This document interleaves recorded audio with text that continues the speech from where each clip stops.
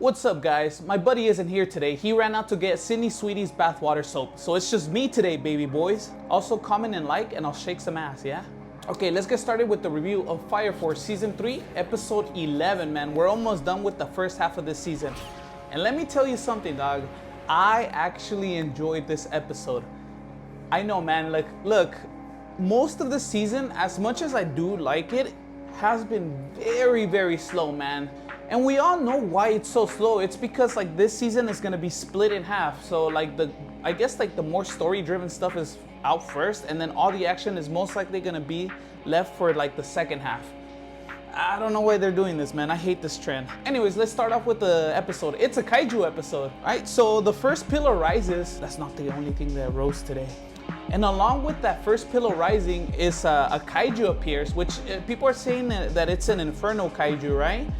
So baby boy Shinra asks for permission from Papi Obi. He's like, yo, daddy, can I go fight the kaiju? Because like by the time Team 8 heads there and we're wanted criminals, I could just blast myself there. And Obi just thinks about it. He's all like, man, big brain time, Shinra, blast yourself over there. And he's just like, you got it, Papi Obi. And that's what Shinra does. He just takes off. He takes a little Morat with him, Bootleg Buta from Gurren Lagann, and goes to basically protect the pillar from the kaiju or something. I don't know. So in the meantime, Company 2 actually shows up as their first line of defense against that kaiju, because that kaiju is actually going into Tokyo. I'm telling you, this is the year of the kaiju, man. First, you have Superman fighting a kaiju, right? In the new Superman movie. You got Fire Force characters fighting a kaiju. And then you got kaiju number 8 coming out in the summer. It's the year of the kaiju, dog. Yeah, man. So while like the Company 2 is actually setting up and preparing the cannons to attack the kaiju, Chief Oguro and Kurano are there to help, man. They're actually show up. They're on top of the building. And man, I love this duo, man. I really, really enjoy this duo, right? Because like I can't say it well. I'm deep throating here.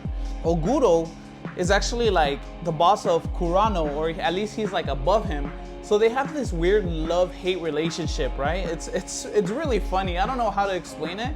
It's basically his boss and his employee. Like they don't like each other, but they have to work together, right? It's great. I don't know how the show pulls that off, but it's freaking great, dude. Now we jump over to the good stuff, right? And this is like really, really cool. So Company 2, I think, yeah, the 2, they line up and they fire a missile towards the kaiju. And let me tell you, the animation for that missile is actually pretty legit. And I want to take a moment here to criticize Fire Force, right?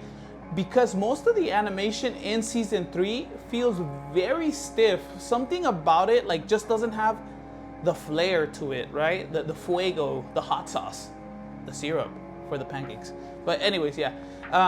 So the animation is pretty for Fire Force. It's really nice. It's very clean. But the thing is that it doesn't have this flair that like most, like, I don't know what's missing a flair to it, like a spicy, bold flavor. But yeah, so the way they animated this like cannon scene with the missile flying towards the kaiju was legit. It was good. The sound effects, like the air, like it going around the ocean and hitting the kaiju. That's some tasty tacos right there. Yeah, very good scene, man. I don't know what the heck is going on, but they're finally freaking using the animation to its full potential in this episode.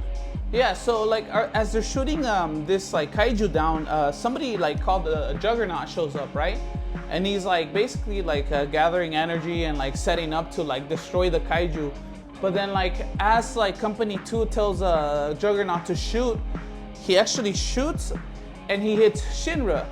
Now Shinra gets completely put to sleep, man. That was a straight up like headshot right there. He gets put to sleep. So it's explained by like the bootleg Buddha, the little Morat thing, is that they can't destroy the pillar because if they actually like damage the pillar while attacking the kaiju, it could actually be a devastation for Tokyo. So yeah, so they can't really like shoot the pillar down. So that's why Shinra got in the way, you know? Baby boy Shinra. He's trying to stop Tokyo from going kaboom. After, Shinra's just being a sleepy boy, right? He gets rescued and all that, but this guy named I can't say these characters' names, so I'm sorry. His name is Foeri. he shows up to kidnap Shinra, and his power is cool, man. Like he basically like does gravity upside down, forcing the captain from Team 8, Ogaru, and what's his name, Kurano, to basically like he flips gravity so they all fall into the water, right? And like, let me tell you something about this scene, man. Let me tell you, man. This is why I'm saying that, like, I don't know what the heck is going on with the show. Like, the animation is actually doing something. So when it flips, everything looks really great, man. And like the sound effects that they use, like in the flip motion, oh man, music to my ears, dog. And it's funny because as Ogaru is falling into the water, he goes like, Kuramo, what's his name? Kurano. If I get injured, you're gonna pay. And Kurano's just like, die. If he dies, I can become the boss. And then like he's all like, nah. I made sure to put enough measurements that if something happens to me in this job, you're to blame, dog, and you're not gonna get that promotion. And Kurano goes like, well played, dog. And then he just goes and rescues him. Right after Kurano saves Ogaru, or what's his name? Oguro. Yeah. Foreri takes Shinra in this really cool shot. So I'm pretty sure this shot was in the manga panel because it looks like a manga panel shot. But you just see him like trying to grab Shinra. Very sweet shot, dog. I love that kind of animation, man. Come on, Fire Force, what's going on? You know, why are you showing us these great moments at the end? Yeah, dude, so the kaiju attacks the harbor, right? And Company 4 shows up. Fantastic Four, get it? I'm just kidding. Company 4 shows up to help out Company 2. This is what I'm talking about, man. Again, with the animation, like the animation, the music.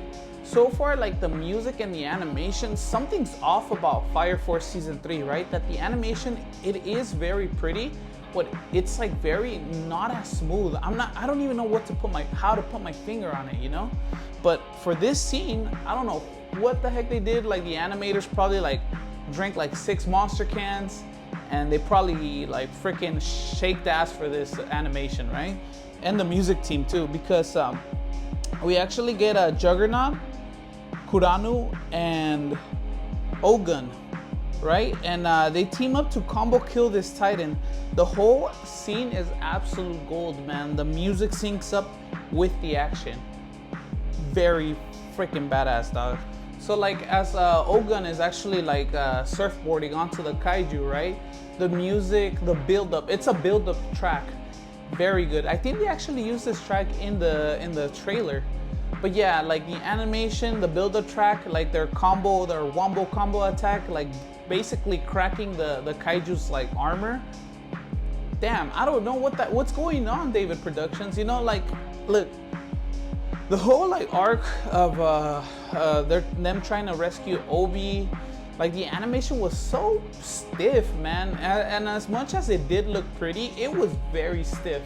But now like you got like some really fluid animation, and here we go. Look, so as like Ogun and the team cracks open the shell of the kaiju, like with a very well animated scythe scene.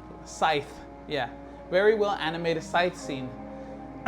Maka from Soul Eater, killing the kaiju in one shot, and the animation was freaking beautiful, dog. Can we get more animation like this, please? And as the song is actually wrapping up, and as they kill the kaiju, from afar you see baby boy Sho with his sword, and like he's like he barely makes it there, and the episode ends. Wow, man. Very solid episode, dog. Very good. The thing is that like we're a little too late on this because this is episode 11, and so next episode is gonna be episode 12. And the anime is just gonna stop from here, right? It's not like they need time to animate this thing, because they literally had like a 5-year break between Fire Force Season 2 and Season 3. So they're just literally doing this for money. And like, for example, like Dandadan, the break they took between Season 1 and Season 2, it shows, man. If you've seen Dandadan Evil Eye, the animation, the music, everything, man. It makes me nut, dude. All right, but yeah. So make sure to subscribe because I'm gonna do a Dan video too. And yeah, that was it for Fire Force Season 3, Episode 11. The finale is next week. Make sure to subscribe, comment, and I'll see you guys later. Peace.